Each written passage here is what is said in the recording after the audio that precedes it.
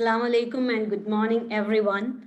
So I would like to discuss today about gifted students and how to identify gifted students in our classrooms, around us in the school. And I may not be going to the details of what we can do, but when we learn how to identify gifted students as natural teachers, it will come automatically to us how we can accept them and enrich their giftedness. I will also discuss how we have planned subject clubs in our schools and what is the role of these subject clubs in enriching the gifted students. So let us begin by discussing who are gifted students. What do you think? Who are gifted students? Is it the student who has an excellent memory? Yeah, that is a kind of giftedness. Those who have excellent memory will be gifted in that field, yes. Super talents? Talents IQ means? level, Talented. multi-talent, all-rounder. All-rounder. Yeah, that's a kind of giftedness. High IQ level. High IQ level, yes. Independent, can do his task independently. Those students who can do tasks independently, yes. Intelligent students? They are at a higher Intelligent. level than their classmates. Like they understand faster, quicker, can give feedback, they can comprehend better. Yeah, they can retain knowledge and understand faster than their peers. That's right. Yeah. All these are gifted, yes. Actually, ma'am, all are Creative gifted students. students. Creative, yes. Ma'am, actually, I think all are gifted students. But All are as a gifted. teacher, we have to know whatever they have the talent. Teacher have to find out the talent.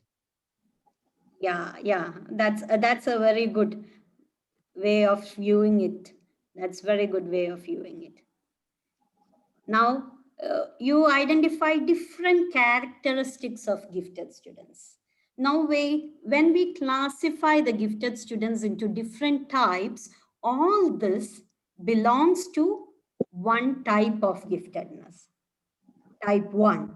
But there are 6 types of giftedness. So we will see what are the other giftedness we forget to see among students. So let us just see who are gifted students. So as a definition, we can say that the students with gifts and talents to perform at higher level compared to others of the same age, experience and environment in one or more domains. Like Khadija teacher told in a classroom, those students who can comprehend easily compared to other students and also retain the information, understand the information faster compared to other students, they are gifted. That's right. Now, giftedness comes from all racial, ethnic, and cultural populations, as well as all economic strata. There is a tendency sometimes to believe that students of a particular country are bright, or students of a particular school, which usually will be belonging to students of very high economic strata, they are gifted. That's a completely wrong idea. Giftedness is a talent or a skill which is uh, distributed among every kind of people, every races, every ethnic group, all cultural group, all economic strata. You may find almost equal number of gifted students when in high economic strata or in low economic strata. So giftedness is not concentrated in any particular country, any particular economic strata, race, not anything like that. It's distributed everywhere. Now, it requires sufficient access to appropriate learning opportunities to realize their potential. Like our teacher told that every child is gifted, but we have to identify their potential and we have to enrich them. So that's a very good way of looking at it. So if we assume that each child that sits before us in a classroom have some kind of giftedness, and we are inquiring into what is their talent, and if we can that nourish that talent, it will be excellent. And we can have learning and processing disorders, or the gifted students can have learning and processing disorders that require specialized intervention and accommodation. Sometimes we categorize some students as those having learning difficulties, right? Some who are ADHD, which is attention deficit, hyperactive, and all. But there can be giftedness in such students as well. So we teachers should have a mind to accommodate them and also look into them and understand what is their giftedness and help them in achieving their potential. So the gifted, even if a child is gifted, it's not compulsory that that giftedness or that talent will come up by itself. They require access to proper learning which suit them. Then they need support and guidance to develop socially and emotionally as well as in their areas of talent. When I asked who are gifted students, you told those students who are intelligent, who can memorize, who can understand fast, though who can learn independently.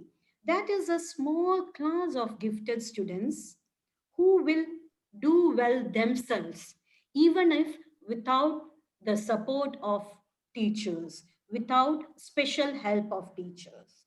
But majority of the gifted students need support and guidance. Some gifted students will not be socially acceptable. Some will not be emotionally balanced. So such students need support and guidance from we teachers. That is why it's important for us to identify the gifted students so that we can help them. So let us see, why should we know how to identify gifted students?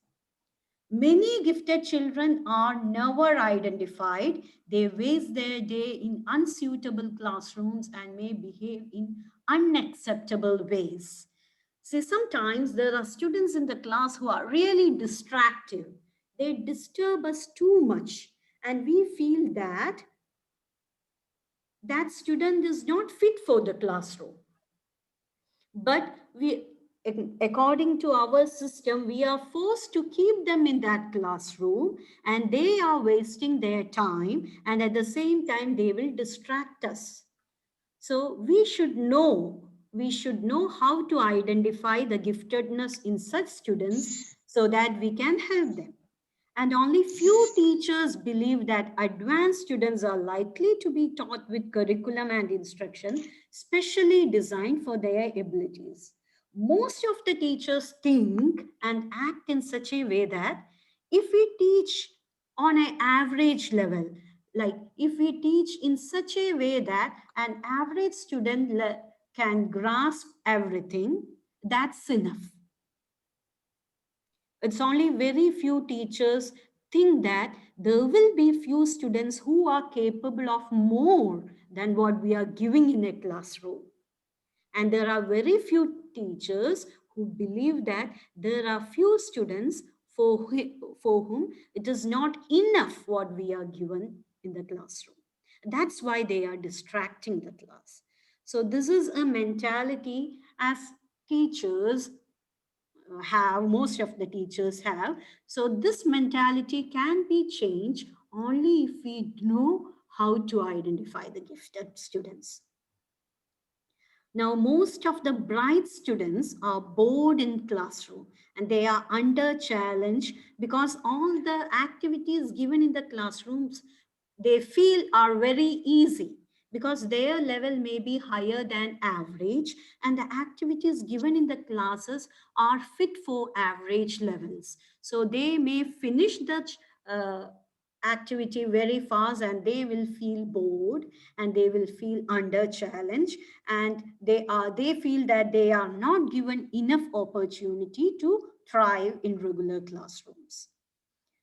Sometimes they will be reluctant even to work on it because they feel it's too simple.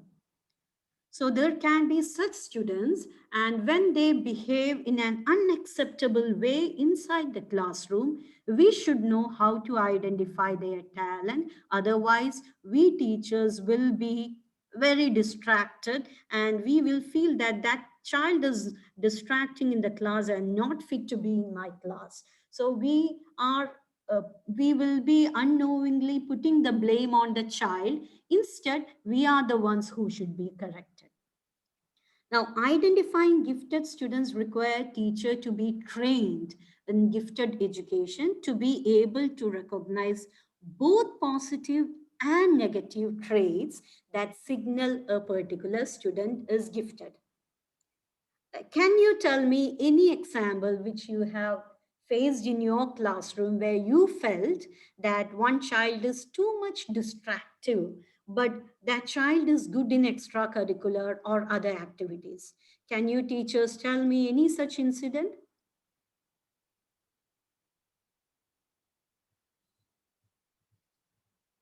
Do Yes, you ma'am. remember? Yes. Yes, naturally we can face like this problem. Most of the students very sincere in what time we are explaining our topic. At that time we can find out some are not concentrate. They are doing something, yeah, means distract. So, but at the same time, that's the same student. If we are given some activity-based things, Mhm. that boy, yeah, that girl is taking the full attention. So Yeah. that is, I noticed that in my class, not only this year, always we are facing. I think every teacher facing the same thing. Yeah, there are some students like that. They won't Yeah, yeah. allow us to teach in the normal class. They are so many questions. They distract, Yes, and yes, they will also distract other children. yes. But if we are giving them some activity which is interesting to them, then That they are time they very this good at kind it. of students taking more attention. Yes, yes. Okay. And they will do the work also. They Yeah, like hands-on activities. yes, yes, Yes. very well and on time also. They like Yes. actually this kind of work. That's right. That's right. Okay. Okay. Now let us see what are the positive and negative traits. So, can we expect negative traits from gifted students? Let us see. So, the positive traits are mostly what you explained to me when I asked, what does giftedness? You gave me a lot of traits of behavior pattern. Those belong to positive traits. So, let us see them. What are the positive traits that signal a particular student is gifted? The student will be curious, and they will be motivated, and they ask many questions in the classroom when we are teaching something. They will ask, how can we apply that? What if? For example, if we are, I'm a physics teacher, so physics will come to my mind. So when we are teaching gravitation, some students will ask, what happens if there is no gravitation on Earth? And what happens if we go to another moon? Does it have gravitation? So there are some gifted students who ask many questions, and they have good memory. Like Jennifer teacher told, some students have good memory, and that is giftedness in itself, and they quickly retains information, and they masters reading skill early. For example, like Khadija teacher told that there are some students in the class who will be able to read and understand the content much faster than other students in the class, and some demonstrate strong math skills. If I have found that in a class, very less number of students are excellent in math. Even before the teacher should explain the whole solution to a problem, they must have solved the problem. So they are all gifted, and these are all the positive traits. They may think independently, like Ragi teacher told, they think independently the solution to a problem, or they may think independently a creative story. So these are all traits that signal a particular student is gifted, and they express unique original opinions which we teachers have never thought of. So such discussions in the classroom should be celebrated. It's very good to teach in a class where there are a lot of students who have independent thoughts and original opinions. Sometimes when the teacher go on talking, the class will be very boring. So if there is a student who just gives their own ideas, their own original opinion, and ask some pure questions, that will make the class enjoyable to all students. So it's good to have such students in a classroom that make the classroom lively, and even as teachers we enjoy. But we should give them opportunity to talk. That's important.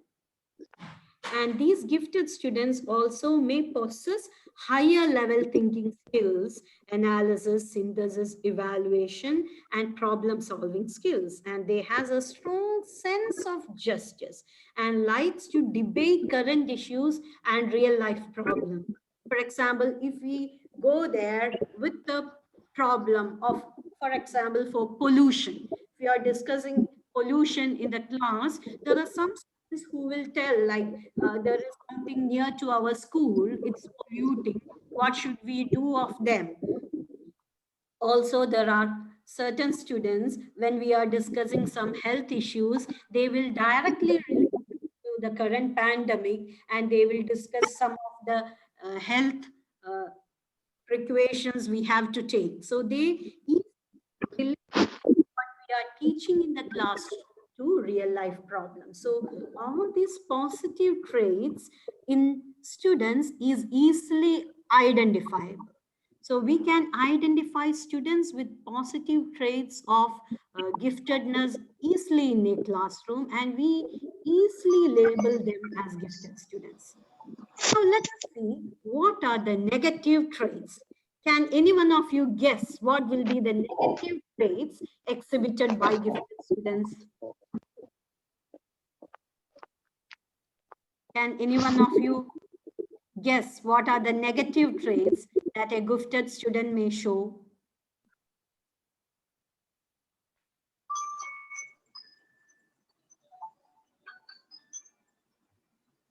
Your silence shows that we don't expect gifted students to have many negative traits. So let us see what they are. There is an equal number of negative traits, like they easily goes off task, off topic. Like we are discussing something called pollution, and our lecture is so long. The student already knows that. Then they will go and engage in some other work. Why? Because the teacher is discussing what they already know, and they are no longer interested in that. That's a kind of giftedness, but the teacher doesn't feel happy when this happens, and we feel reluctant to label this child as gifted. Sometimes they become impatient when not called upon in class. There are some students who will keep their hands up. They want to tell something, but they are the children who always do that, and we don't unmute them in a virtual classroom, but their hands are already always up. They want something to tell. Maybe that's because they are gifted, they have some innovative and new opinion or idea, but we teachers feel that that will distract my class, and if I allow that child to speak, a lot of time will be wasted. So we don't, and we don't label them as gifted. And some children gets bored easily.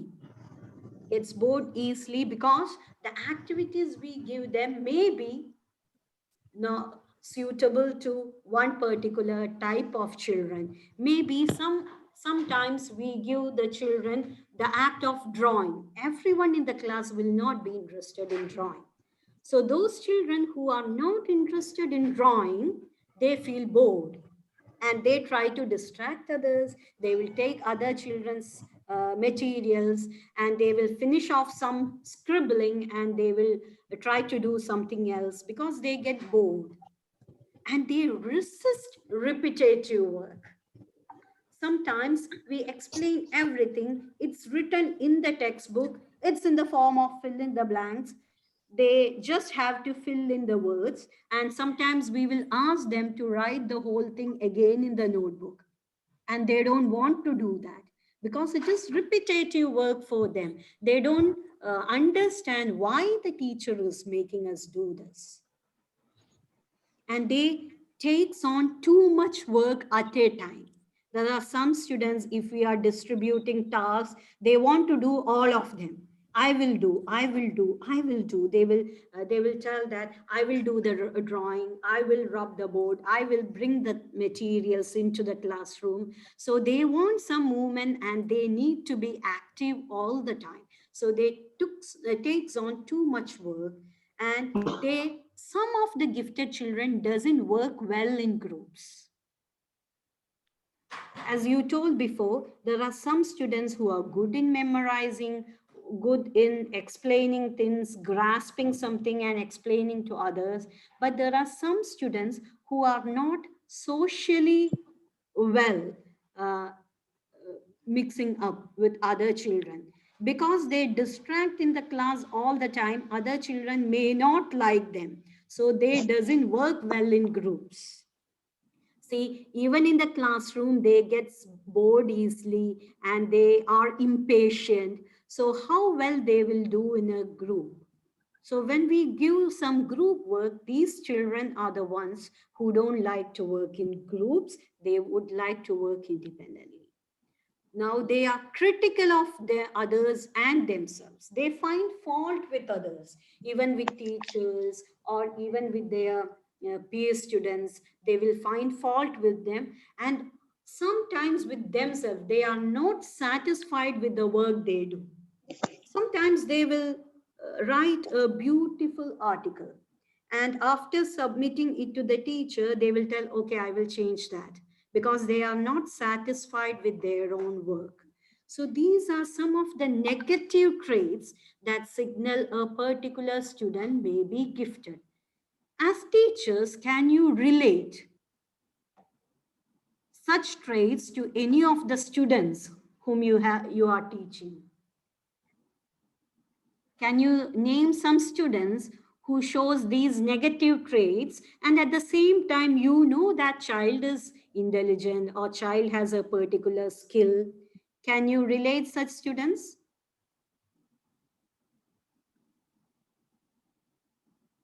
Can you?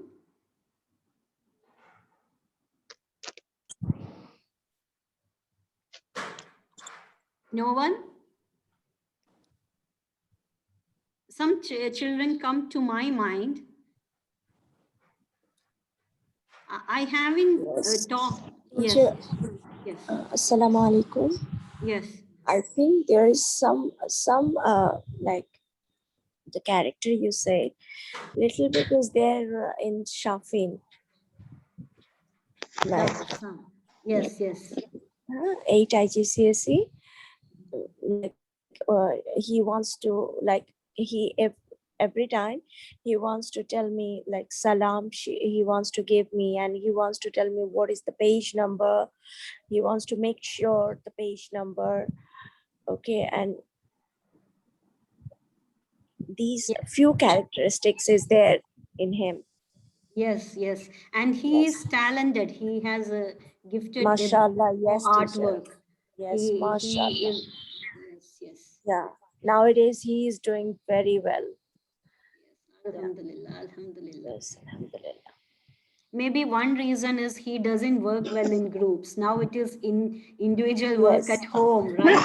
That may Yes, be yes, one yes. reason. He is free to do whatever he wants. Yes, miss. Is there any other student? I'm not sure. I haven't taught Tanzimul. But I'm really unhappy to hear that Tanzimil is not attending classes regularly. Even his father told that even if he is attending classes, he sometimes lie in the bed, he will be asleep and the classes will be going on.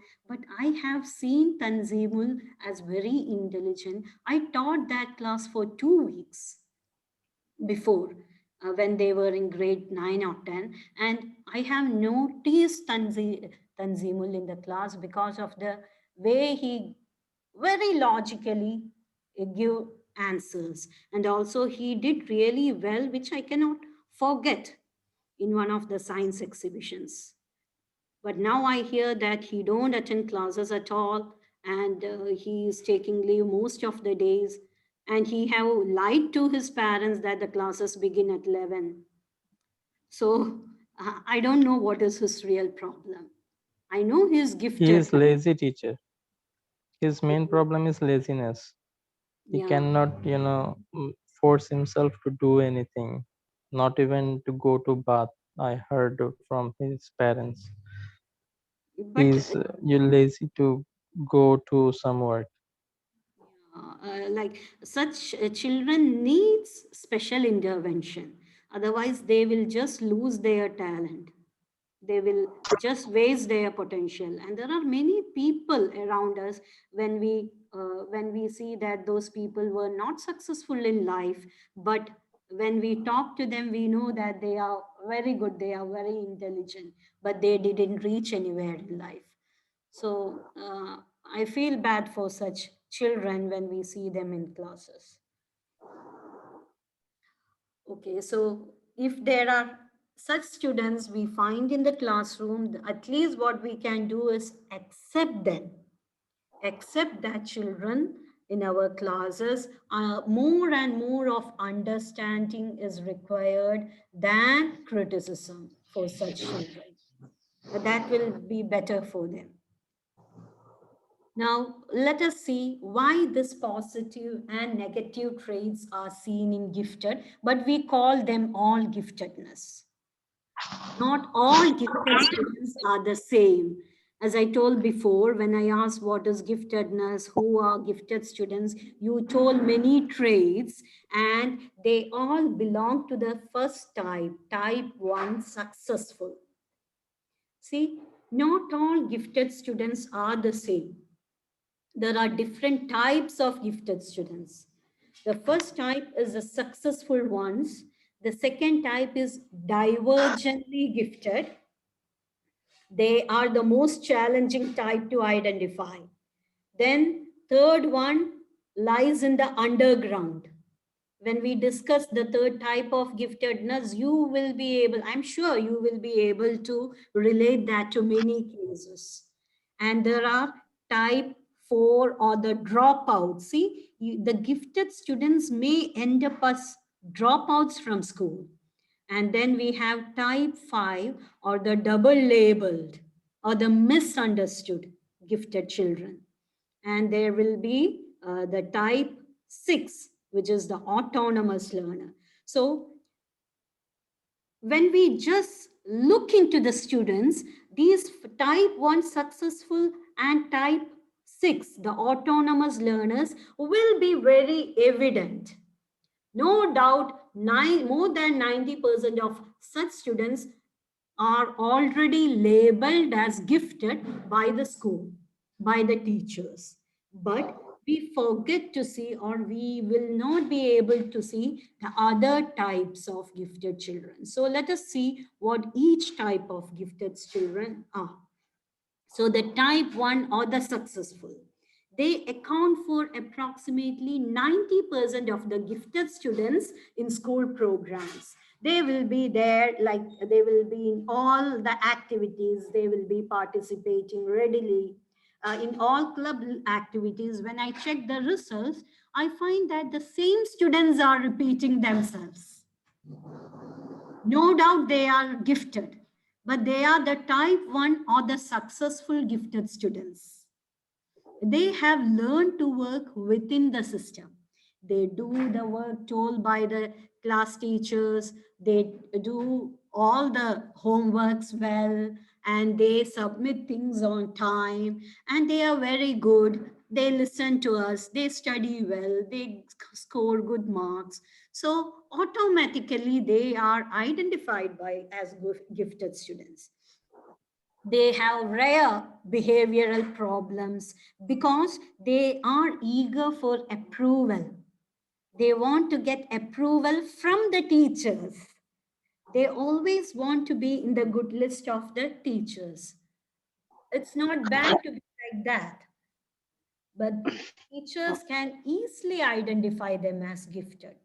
But some of them, such students, when they go up, when they enter their real life, when they go to their professional life, maybe they will get good profession, and they may maintain a particular lifestyle, but often it is found that they are uncreative adults. They know how to follow a particular system. They know how to follow the rules, and they will maintain that, and they will have a constant lifestyle, but often they end up as uncreative adults that rarely achieve their full potential, because they are not ready to take risk. So if I ask you, you can name some 10 to 50, 10 to 20 students in our school who are successful and gifted. Can you name them? Can you name?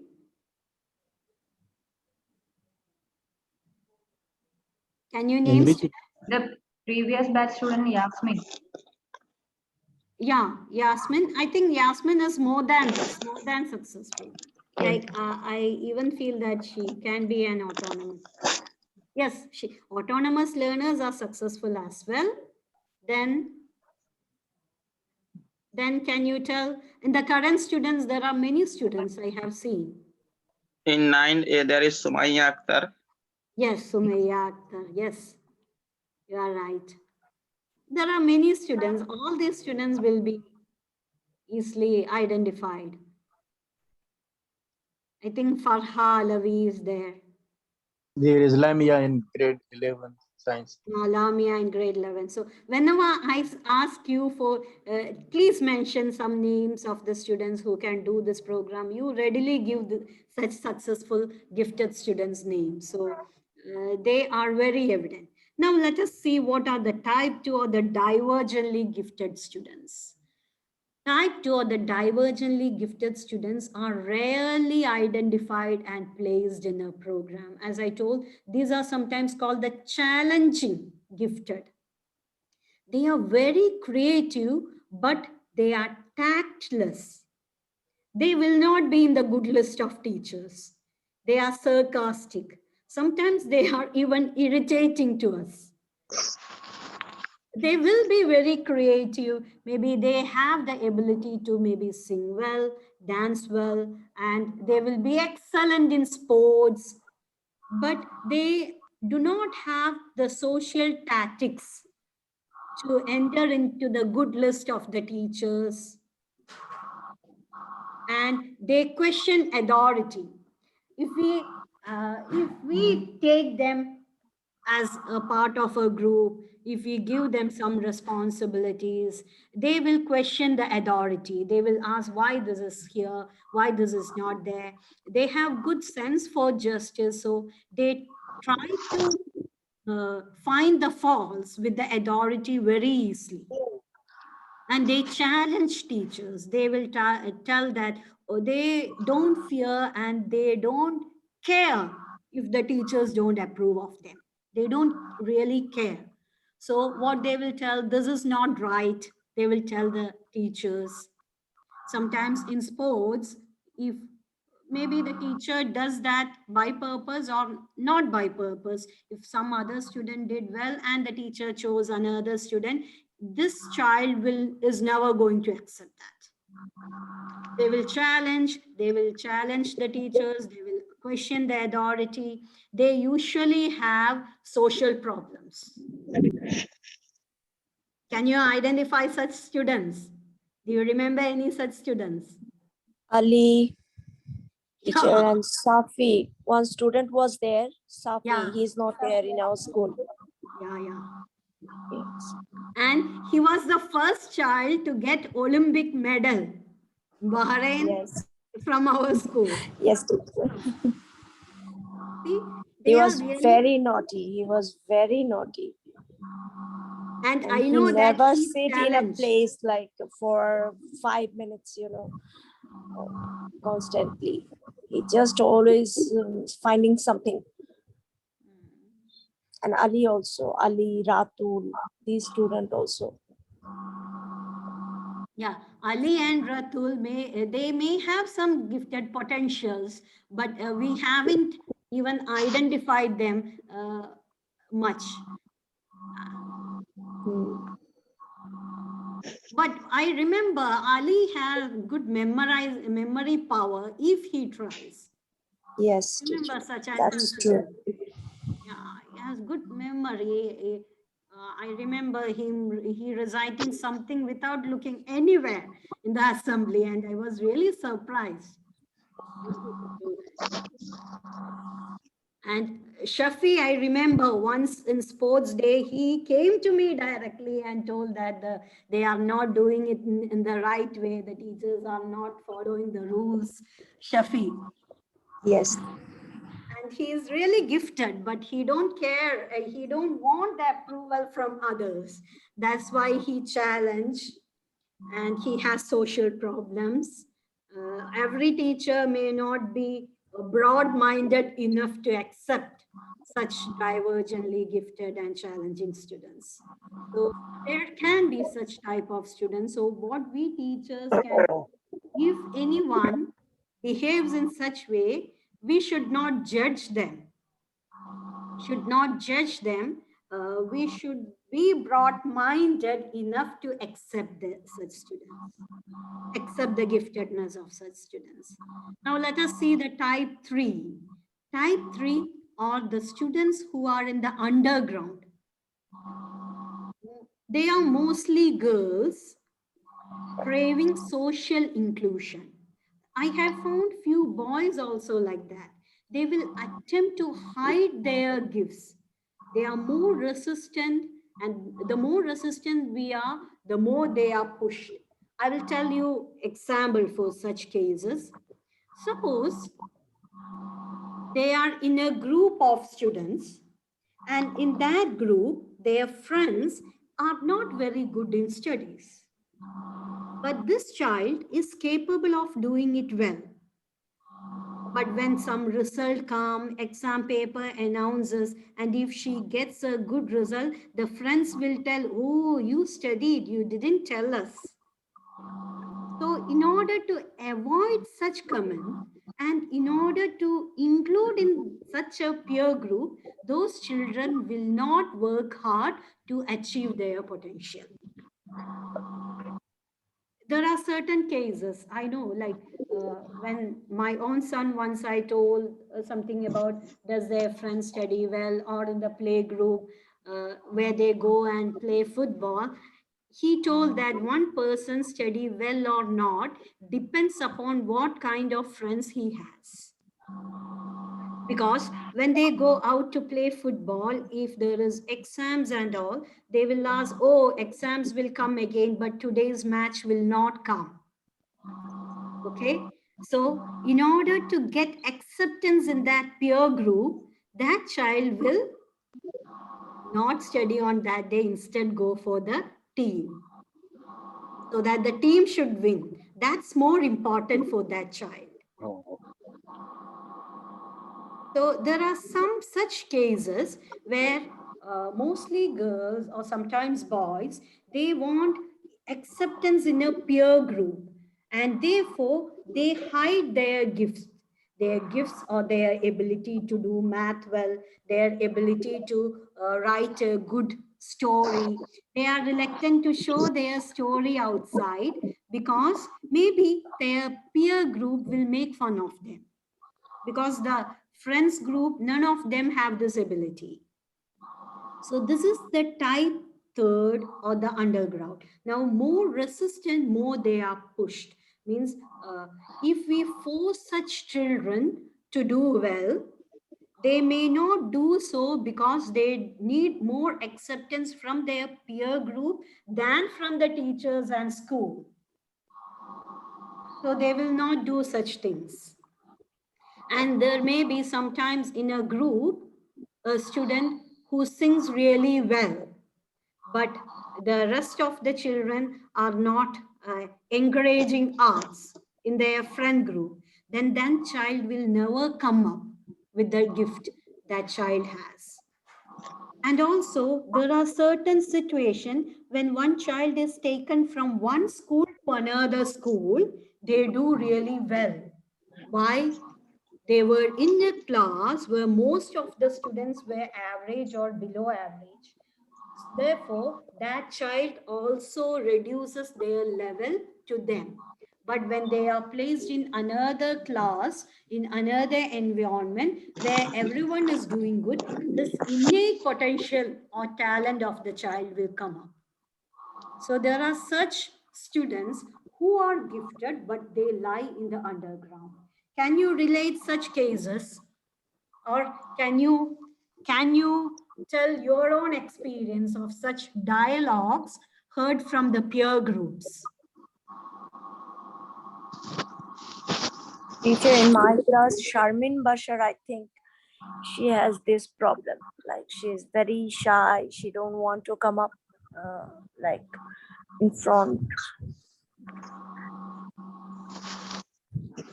Maybe is she in yeah, there are very shy, yes. Very shy. She is very shy, and she don't. If she know the answer, then also if you ask her the answer, maybe because of shyness, she don't want to answer. She will tell you, I don't know the answer. Okay, also, in the previous workshop, Ragi teacher asked why some students do not respond in the classes.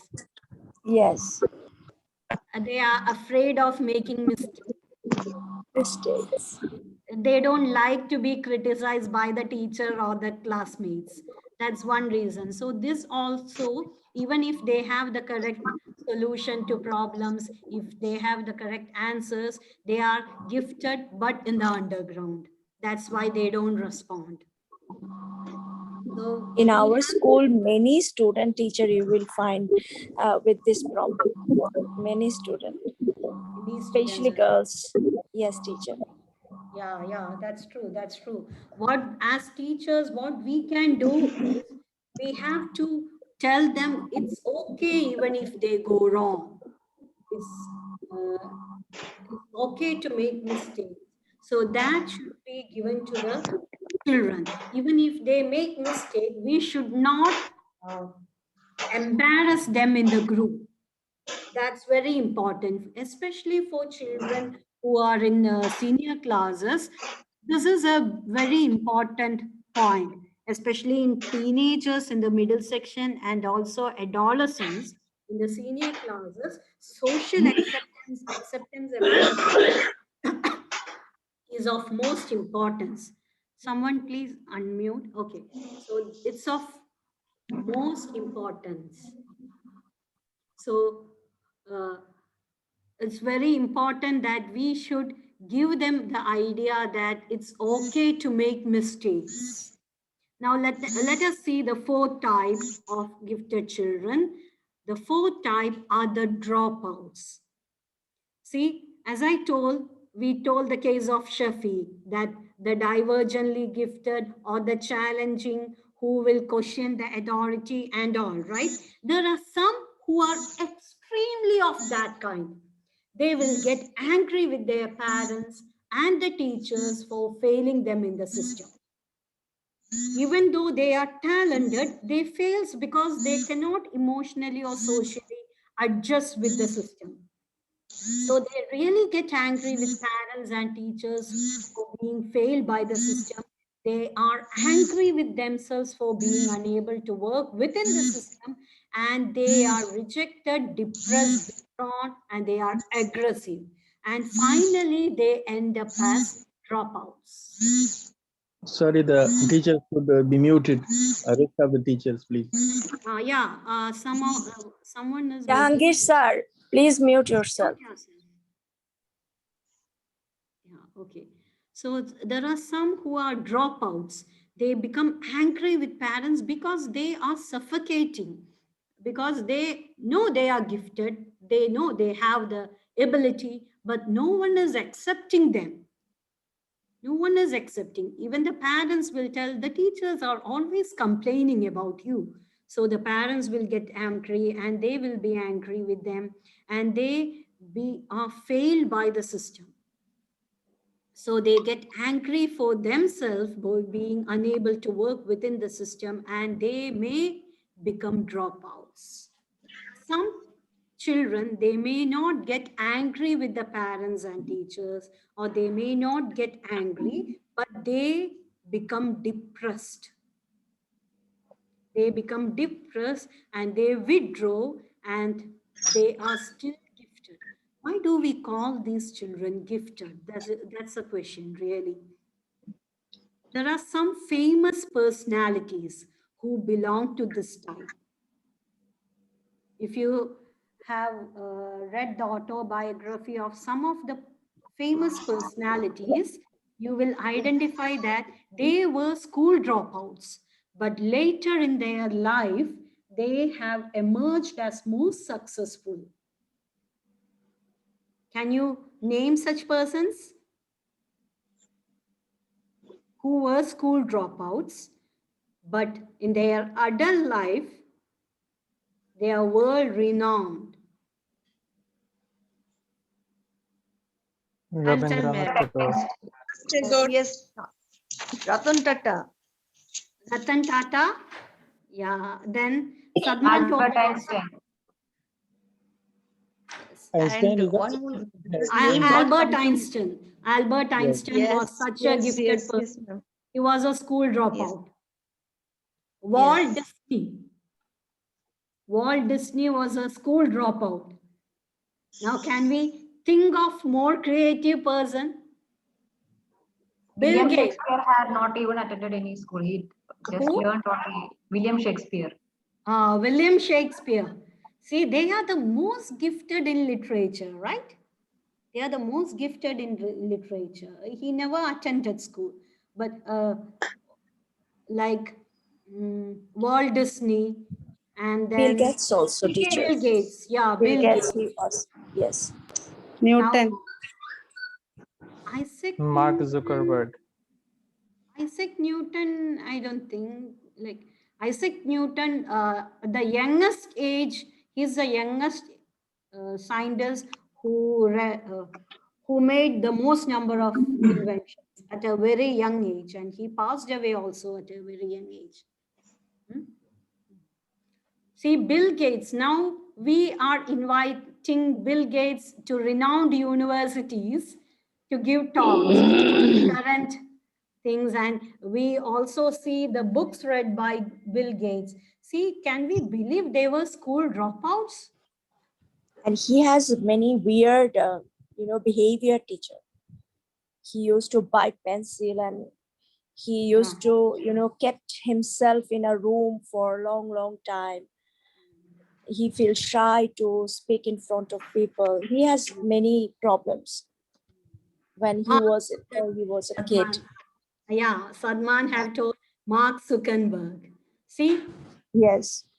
the problem is that such children, when they become very successful, their all stories of being a dropout becomes a legend. But there are some children who become dropouts at school. They are gifted, but they don't reach such excellent heights. And they are just dropouts or failures. So we as teachers have a great responsibility. I know that it's very challenging. It's very challenging to identify such students and to keep them within the system, or direct them towards their potential. It's really challenging for teachers. But if we can do such a thing for one particular person, one gifted children, our life is successful as teachers. Our goal as a teacher is met with. If we can identify one single child with exceptional skills, but who have all these challenging characteristics that they are often considered as a not as a good student or a good fit in a school system. If we can identify one such child in our lifetime, it's a great achievement as a teacher. So let us all look forward for such children, and even if we find such children, let us learn how to accept them. Now, this is another kind of children, the double labeled, like the challenging type and the dropouts. They just go out, they are chain free, they go out of our school and they live their own life. Okay, but what we are doing wrong, we are doing wrong to the double label type, that is type 5, gifted. The gifted children who are also physically or emotionally handicapped or have learning disabilities. Like GATE means gifted and talented. ADD means, what is ADD? Do you know? AD, Attention deficit disorder. yeah, attentive, Deficit attention deficit disorder. dis- Yeah, attention deficit disorder. Sometimes we get confused between these two, whether a child is gifted or that child is having attention deficit disorder. Sometimes a gifted child is wrongly labeled as a attention deficit disorder child because of all the negative traits he may show in a classroom.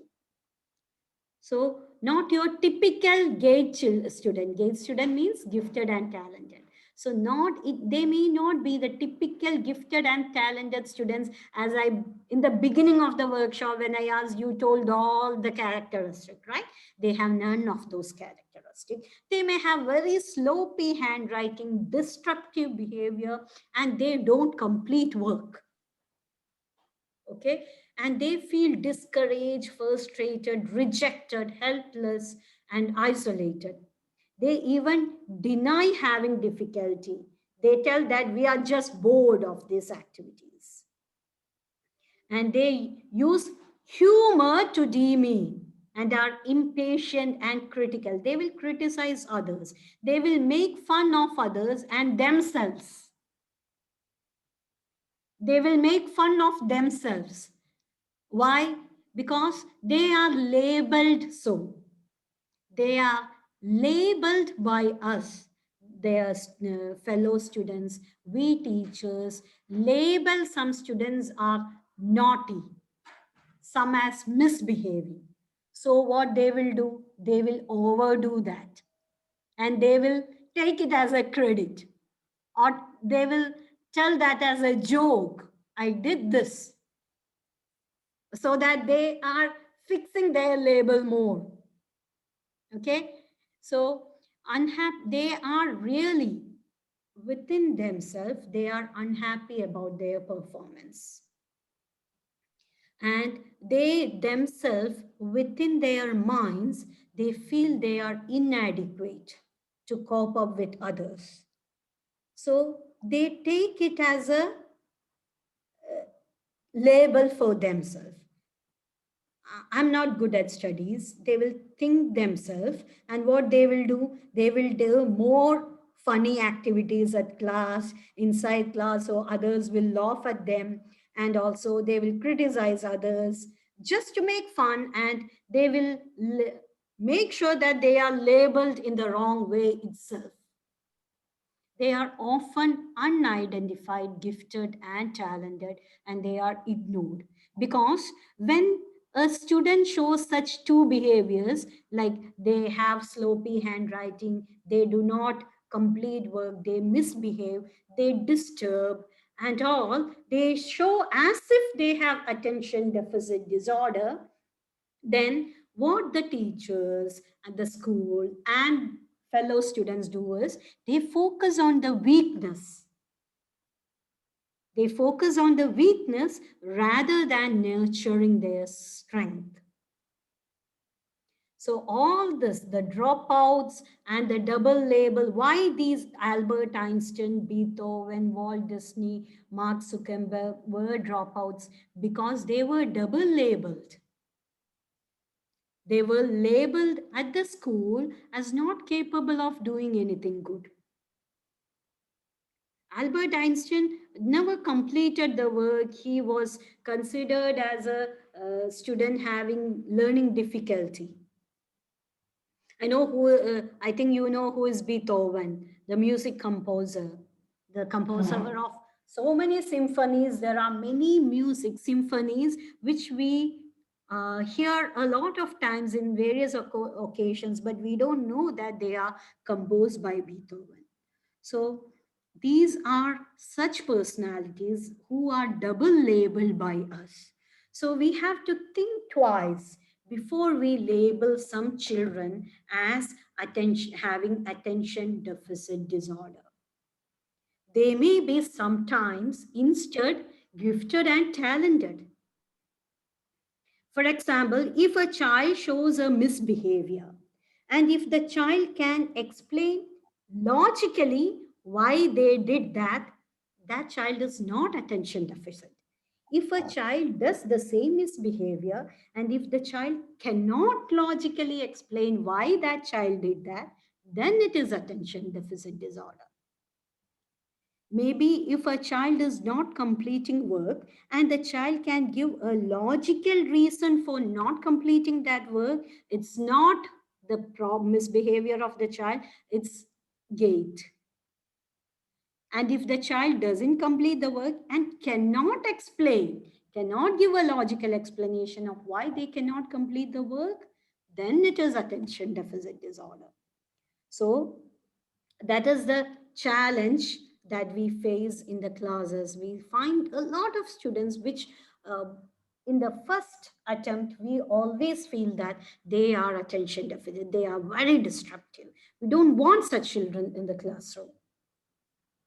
But that may not be the case. We must have misjudged such children. So we should be aware that there are possibilities. There are possibilities that that child has a gifted, that child is gifted and their child has some talents. The reason is that they cannot socially adjust with the existing situation. That's why they are behaving like that. Or sometimes we should understand that that child is making a lot of fun at school and they are making a joker of themselves because the school has already labeled that child as a joker. And he want to prove it more and more because within the heart, within the child, they are frustrated. They consider themselves as weak and they want attention from all others. That's why they wrongly project themselves like a clown. So I think, can you figure out some such students whom you, who have... Abdulaziz teacher and Iftikhar. Yeah. I don't know how they are doing now, but when I used to take their class, they had this behavior, like the characteristic you say. I think these characteristics was there in them. Yeah, I remember when you said Abdulaziz, I remember something like in the beginning when I was in the school as a vice principal, when I was walking through the veranda of in a villa in front of Abdulaziz's class, I saw one teacher slapping him. I really saw that teacher slapping him. Then I felt, why its teacher will slap a child on the face? I felt so bad about that teacher. Then, by a second thought, I thought that I will ask that child. I didn't know Abdulaziz then because it was the beginning of my school days in the school. So, but within a week, Abdul Aziz became very famous. Definitely, I'm And I hearing his don't know, words nowadays. Foy's, you know, as you say that they want to make fun on themselves sometime. Yeah, When yeah, I yeah. used to take Foy's class, yeah, I found Foy's has all these characteristics. Like, Yeah, I then don't, what yeah. happens in a teacher? I called Abdul Aziz out after that period. Before going Okay. to the teacher and warning, I asked Abdul Aziz, what happened? Why that teacher slapped you? Huh. Then the first sentence he told me is that that's not the fault of the teacher. Yeah, Yeah. he told that's my Yeah. fault. Do you know? So he knows. He knows it. He has Yeah, a he logical explanation for logical. what Yes. happened. So Yes. he is And not he dumb. always, if he is outside and if you shout on him, he will tell you some explanation why he is outside. There's some reason that he is outside, or if he do some, you know, occurrence, he will give you explanation why he is doing that Yeah, and the logical explanation. And he logical don't lie. explanation. Yes, teacher. He No, don't lie. Like he don't lie. once, I remember True. Nasmin teacher, do you remember? Once he, in the Islamic studies paper, first time he failed, and in the retest, he even wrote the citation from where it is taken from Quran and all. And Nasmin teacher came to me with this paper and told, Abdul Aziz did that, but I think he must have copied, but because in the first attempt he failed, and the second attempt, how he can memorize all these things and write. The first thing I told her is that please go and ask Abdul Aziz. He will tell the truth. Yes. He told that I didn't study all, but what I studied, I memorized clearly. That's why I have written the citation. That was true. That was true. Yeah, and in exam hall, teacher, if he will try to copy. If he failed, he just literally sit down. Okay, like if he failed, like if you strictly give guard in the class, so he literally just sitting down, and he will try, and he will wait for the, you know, the time, or maybe the invigilator changing time. He just wait for that time. Okay, Well, otherwise he will don't he will not try to, you know, copy if he failed. okay, okay. So there are such students usually when if there is a beginner like beginner teacher who teaches Abdul Aziz, they will think he has attention deficit disorder. I'm sure any teacher will feel like that. But only with time we will understand that he is not really dumb. He's labeling himself. No, he is very talented. He just not use his talent. Yes, that's right. That's right. And his sisters are good, right? Like the sister Yes. kind. Okay. Okay, let us go forward. And this is the sixth type, the autonomous learner, the independent and self-directed. They don't work for the system, but make it work for them. Like they are the type one, the successful learners, plus something more. Like they will be successful, they will do their work well, they will score good marks and everything. And at the same time, they don't work for the system. They have the capability to change the system according to their views. They create their own opportunities, and these kind of persons can be very successful leaders. They are positive and they are successful, and they can be very good leaders. See, they can change the system according to their ways. See, the successful ones, the first type, as we discussed, they will do all these things, but as adult persons, they end up as not creative ones. They may do the same procedural jobs. They may end up as a professional who will repeat the same work. They obey the rules and all. But this type, the autonomous learner, they are the innovators. They are successful, and also they can change the system. They are successful, and at the same time they have good interpersonal skills. They have very good social skills, and they end up as good leaders. Can you identify such outstanding or excellent gifted students in our school? Do you remember any such students? Those who are very good in academics, and at the same time they are independent, creative, and they have very good social skills.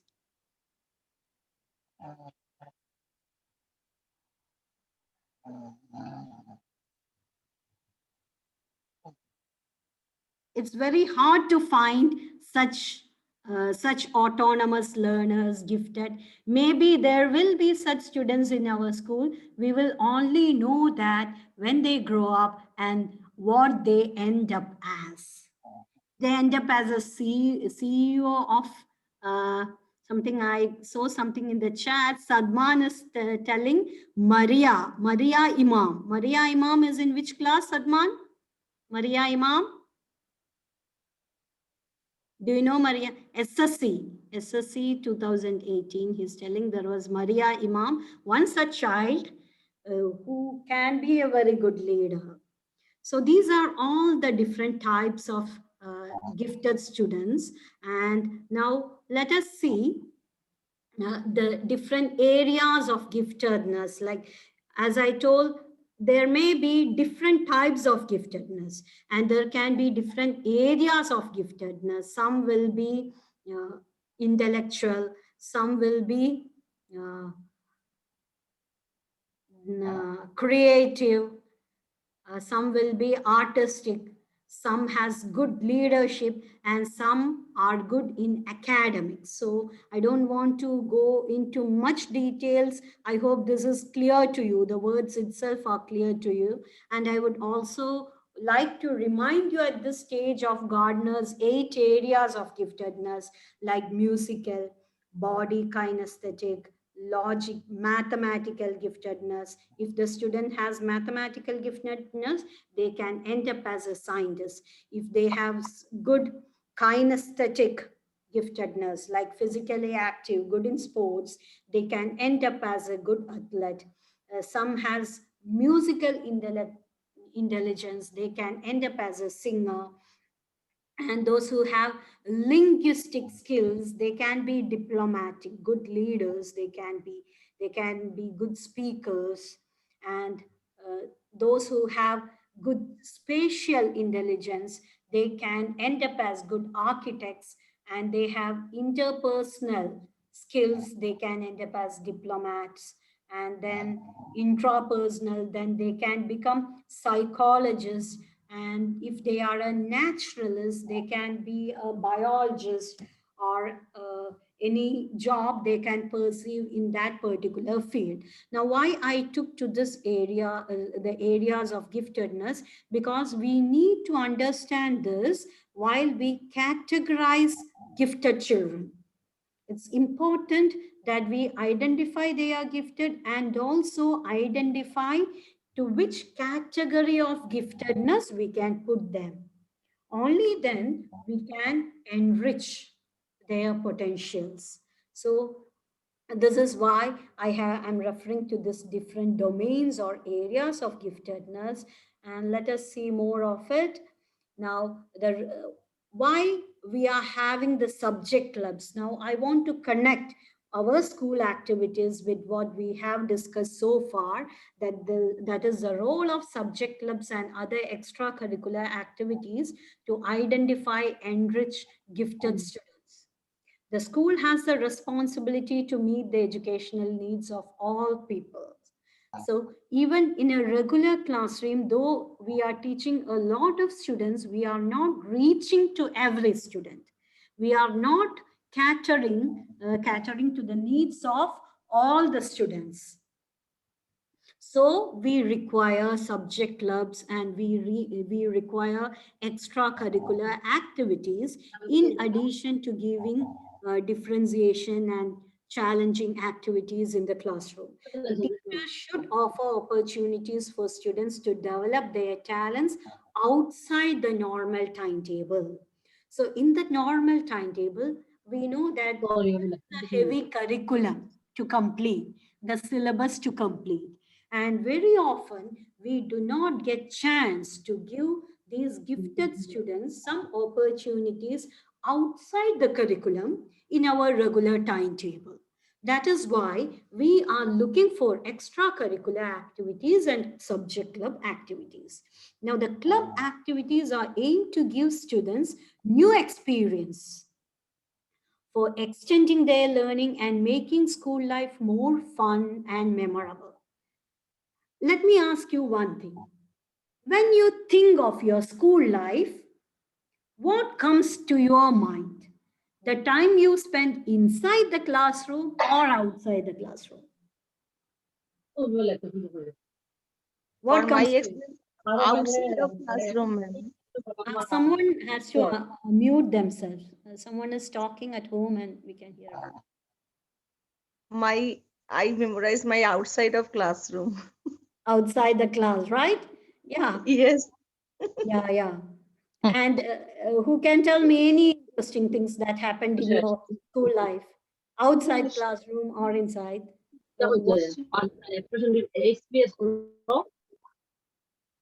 Hello? I can't hear you. Not in our school, in our childhood when we were in school, then also.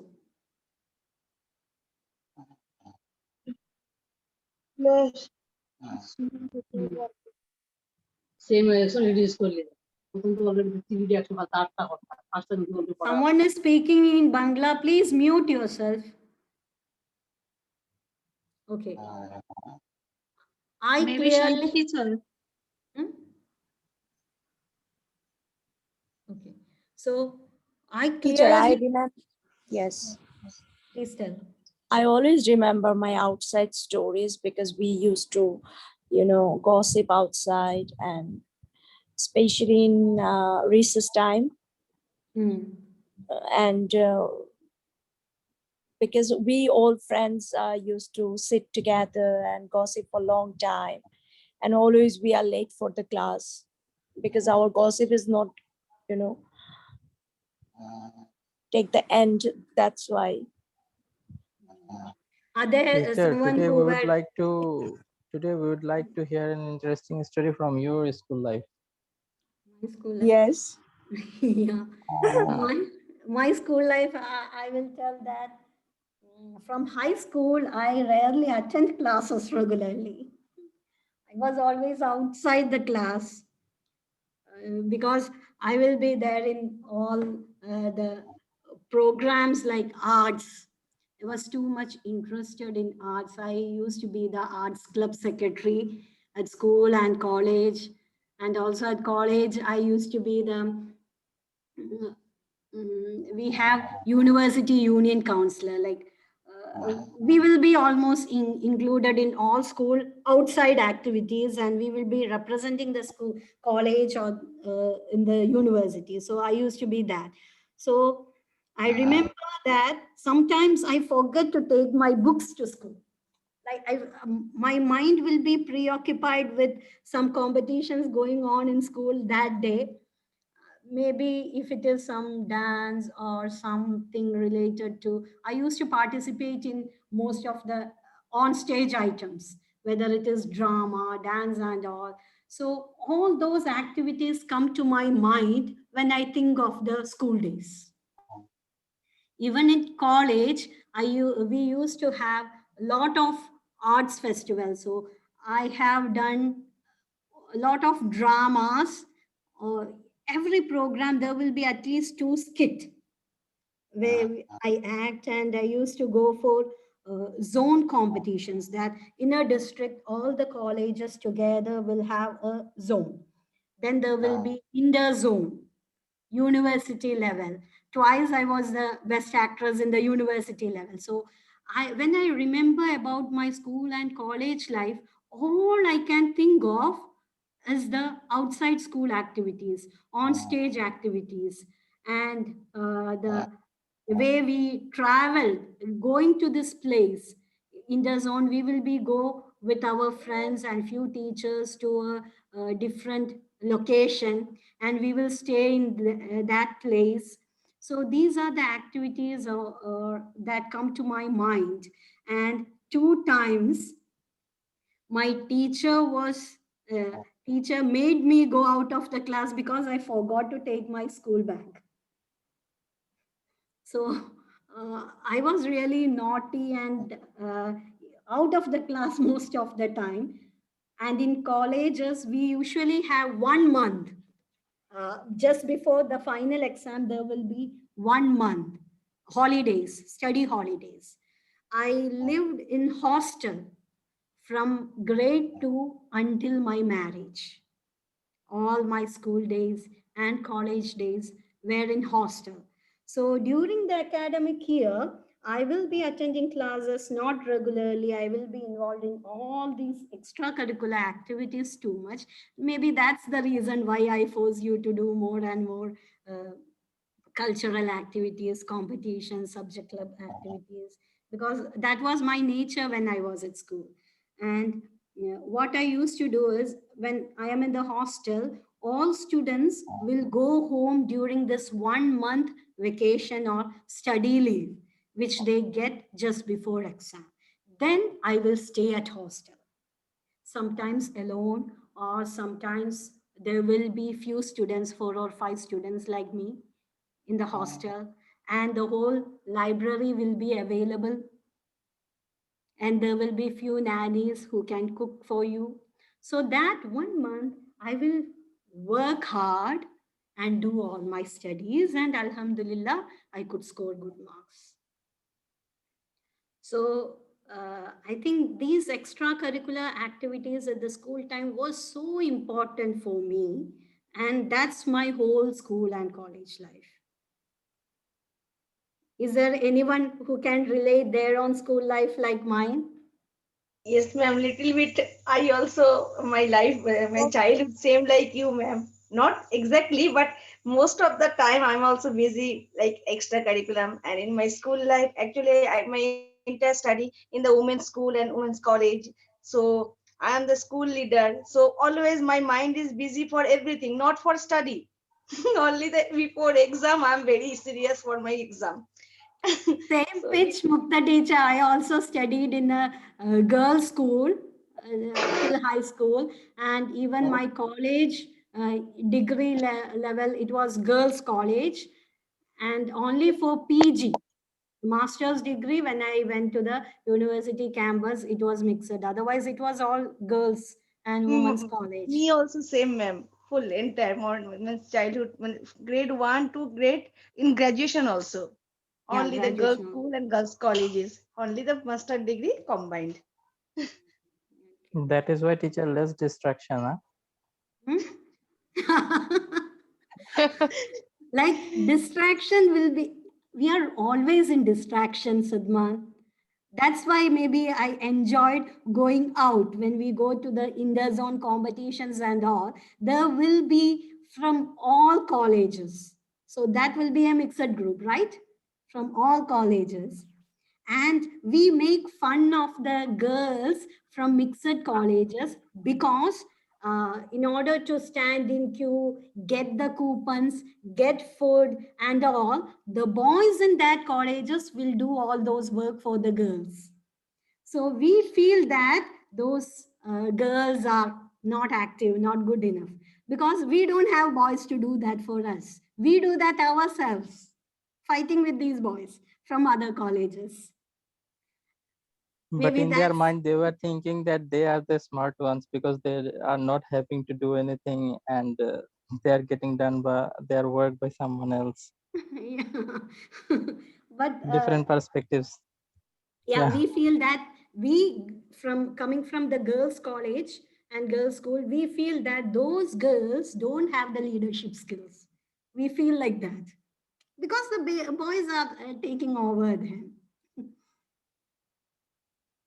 But Ma'am, it you was, are absolutely right.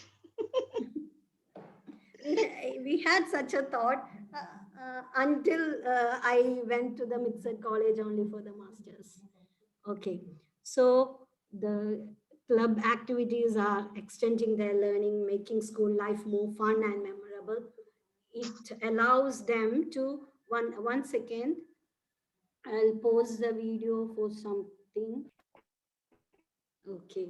So we were discussing about our school extracurricular, and it allows them to look at subjects in more depth and give them opportunity to explore and use their imagination. So I think this have taken longer than expected. So we will finish the workshop here, and we will go and see how we can fill up the forms for gifted children. Okay.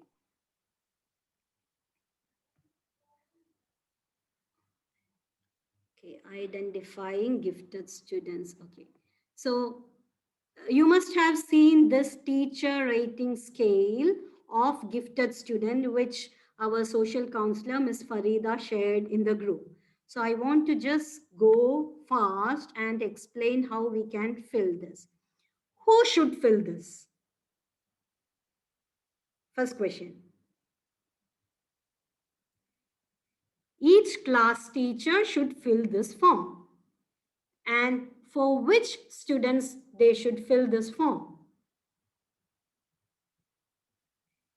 They can fill this form for any student whom they think shows giftedness, because it depends upon the evidences.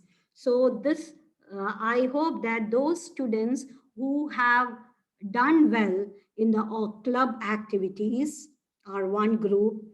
Another group are the students who have scored A plus in all subjects or some subjects. That's the another set of students.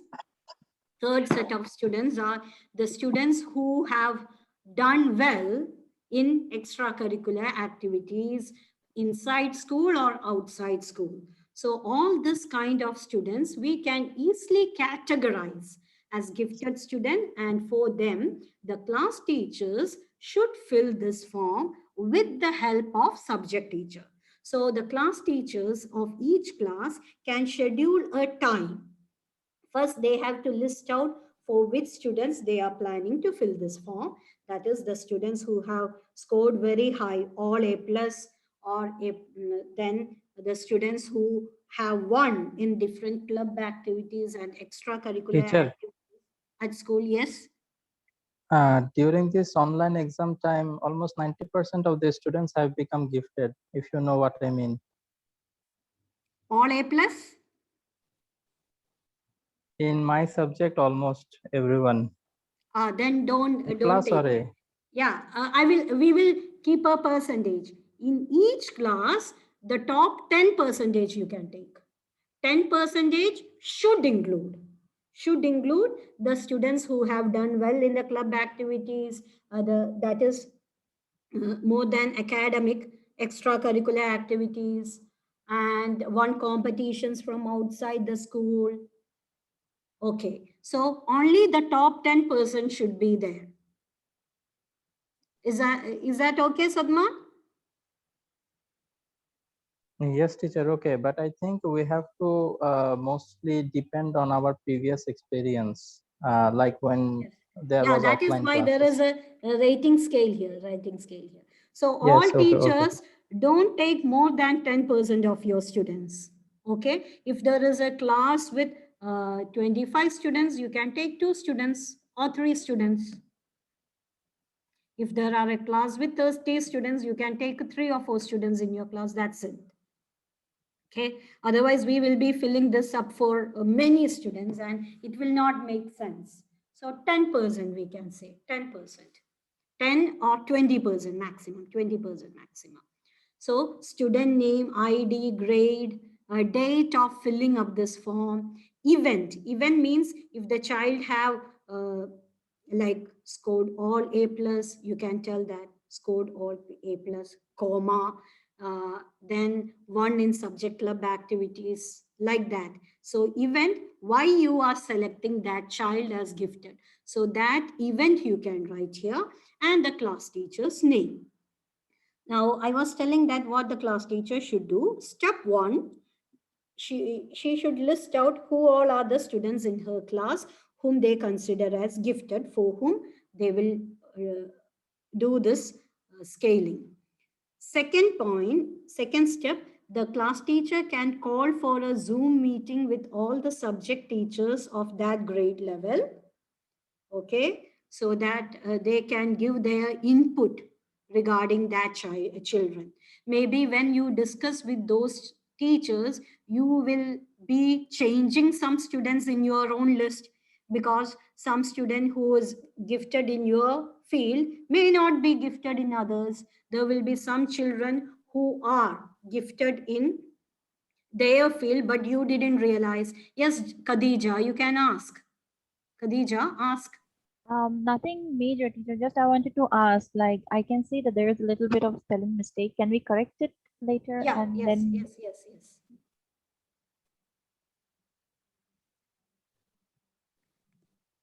Okay. Teacher, excuse me. Yes. The file you send, I mean, but the teacher sent, I think it is in PDF format, so Yeah, that is I not. will send this Word document. I will send this Word document.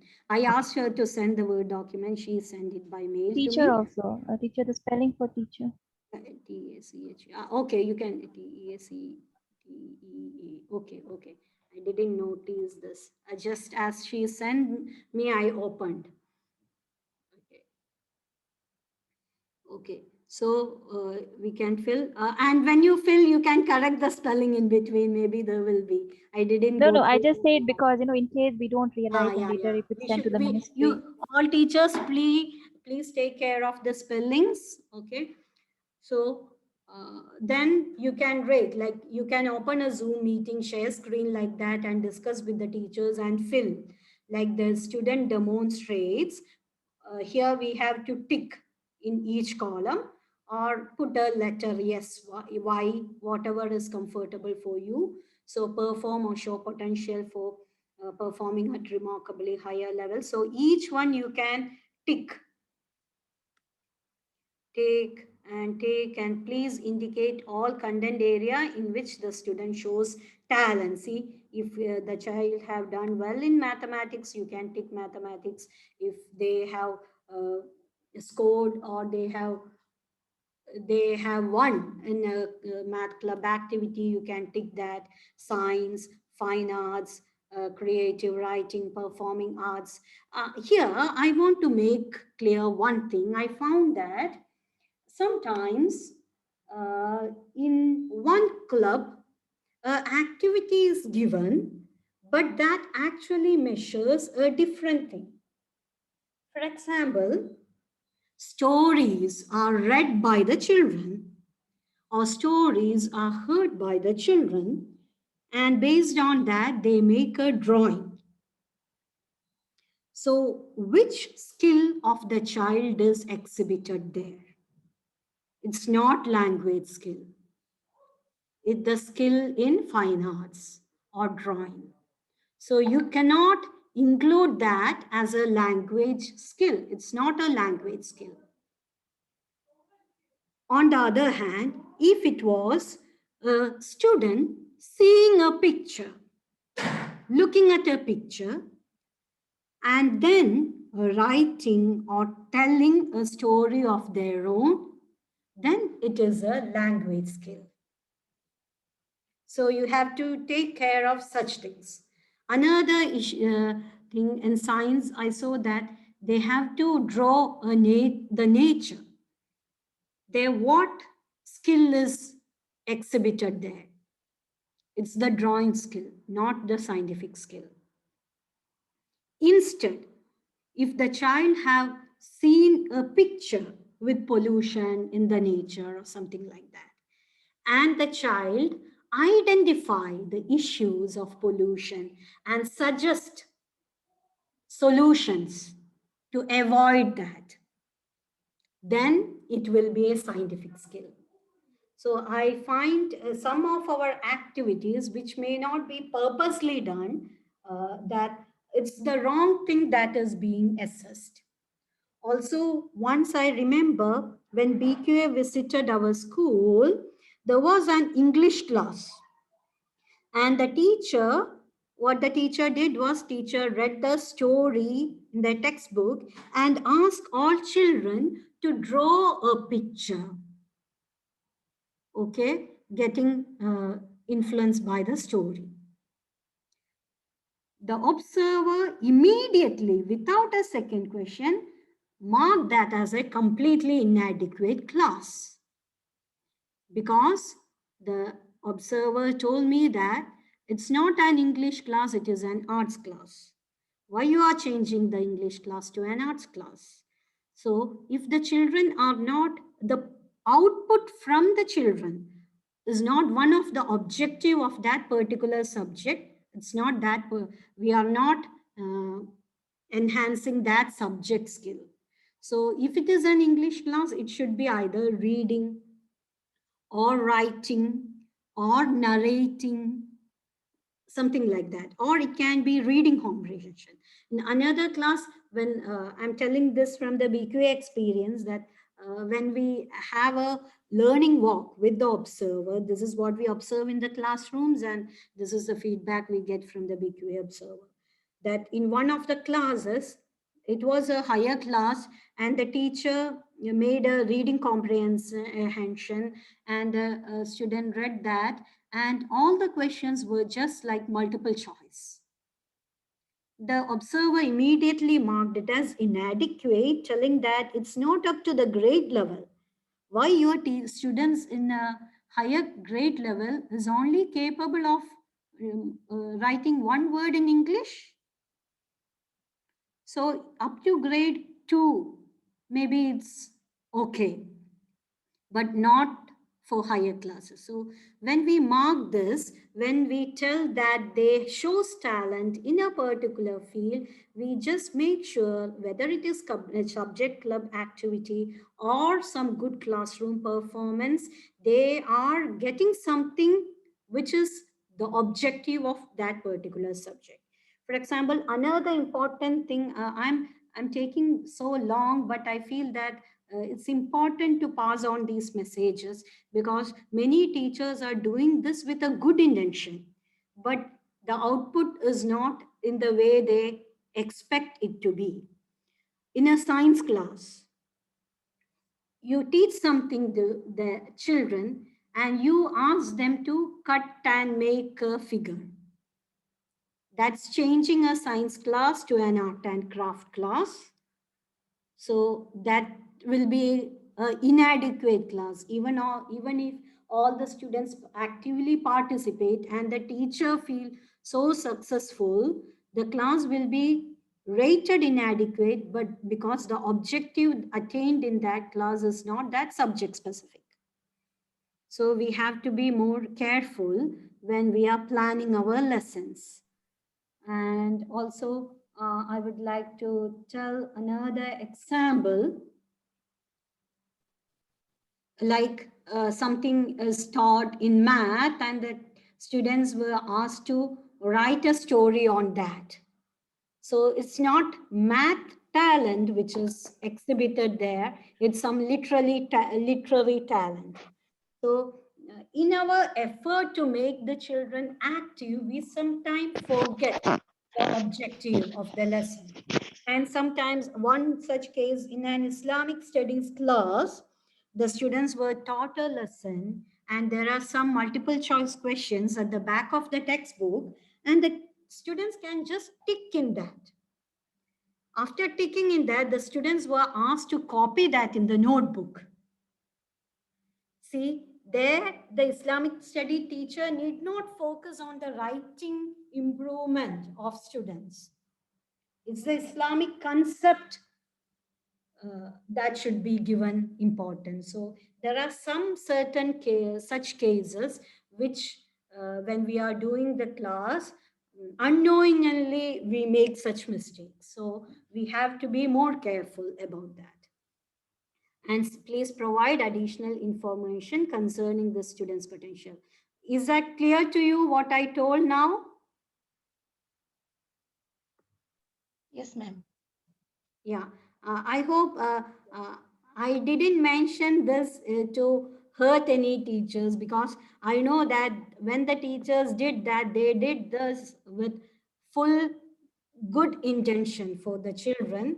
But this is a kind of feedback that will help us to improve ourselves, to think twice about our way of teaching. So this is how we can fill the teacher rating scale. And then after rating scale, we will have to fill this one, the name list of gifted students according to their potential. So after filling the rating scale for a child, if there are many good points, we will identify that that child is gifted. Then the class teacher can put the number here, name, grade, ID, and categories. In the categories, if the child has done well in a particular subject, it can be in the academics. Okay, so it can be academics. If the child has done well in sports, the category can be athletics. And if the child has done well in song, it can be performing arts. If the child have drawn a good picture, the category can be arts, fine arts, like that. You have to mention the categories of that particular child. You can merge these cells once you do that, the name, grade, ID, and then topic also belonging to each category in which event that child have done well, so that you can mention. Then comes here the name list of responsible teacher to identify gifted student. Now, is Farida present in this meeting? Yes, Miss. Yeah, Farida teacher, this is for you to fill. So you can tell here the name of the teacher, responsibility, and categories. So first of all, one way of identifying gifted students is with subject club leaders. So here you can put the name of the subject club leader. For example, if it is English, you can write Khadija Jainal, and responsibility and topic, you can tell English, and then the category academics. Then you can write Jida Baiju, mathematics, category mathematics. So subject club. So category will be academics. Like that, you can list all the subject club teachers, and you are added in the WhatsApp group for subject club leaders. So there you can find out who are the subject club leader for each subject. So you can write their name, their responsibility in which subject, and they will be academic. Now we have another extracurricular activity which we remember, which is sports. So there you can put Mukta teacher, Rashmi teacher is there, Rashmi teacher.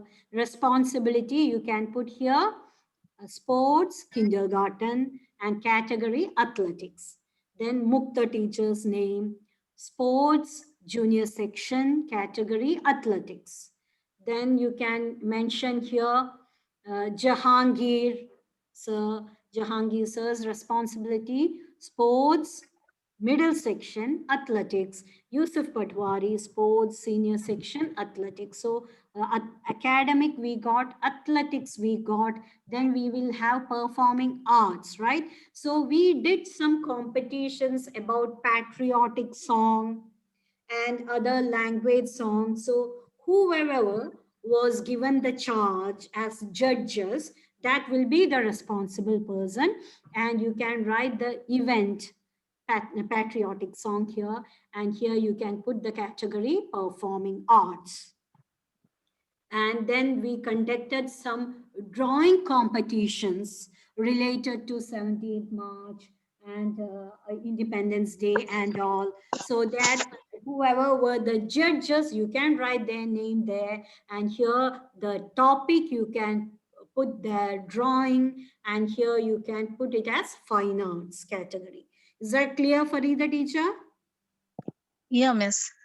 And if you have any doubt in that to that responsible teacher, you can consult, you can call and ask whether you were responsible for that. Can I write your name? Yeah, So Miss. that's all I wanted to discuss today. I'm Miss, sorry. so on important things, Miss, here. Yes, please ask. I want to tell you this. This is a maximum talented student. Actually, we are focused on junior section, like this grade age of grade 5 to 10. This is a very peak hour to identify. And after when they will get promotions, other classes, maybe they don't know how we identify their talent. So it will be easy, those name, they are hand over the another classes, promoted classes, another teachers, it will be identified. Actually, they aware of about this student also.